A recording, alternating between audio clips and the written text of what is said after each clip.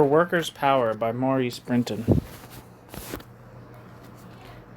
The standard of living of workers has improved considerably during the last century. The impoverishment predicted by Marx has not taken place. But capitalism remains an inhuman system where the vast majority are bossed at work and manipulated in consumption and leisure. Increased wages are balanced by speed up and the creation of artificial needs. Both East and West, society is still dominated by ruling classes who control the means of production, use the state in their own interest, and who are prepared to risk the destruction of humanity to defend those interests.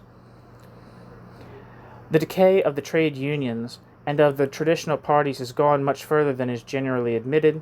They cannot be reformed. They have come to terms with the existing system, of which they are now a key part. The degeneration of working-class organizations, itself the result of the failure of the revolutionary movement, has been a major factor in creating working-class apathy. The same applies to the communist parties.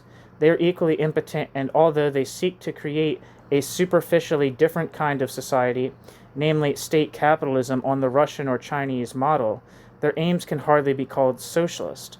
The road to socialism and socialism itself means the conscious and independent action of workers. It means the end of the division between leaders and led.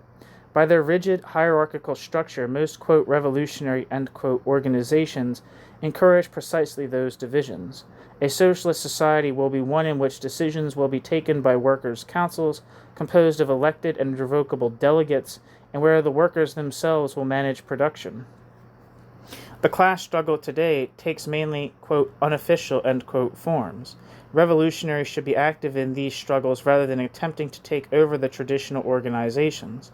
Working-class resistance to the employers and the union leaders is as strong as ever, but these struggles are mainly reflex actions. Their aims are inevitably limited. If the working class is to learn and generalize its experience, and if it is to struggle for socialism, it must form revolutionary organizations.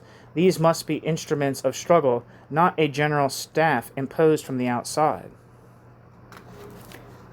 The idea that socialism can be achieved by a, quote, elite, end quote, party, however, quote, revolutionary, end quote, acting on behalf of the working class, is both absurd and reactionary. Solidarity does not present itself as yet another, quote, leadership, end quote, but merely as a tool of struggle.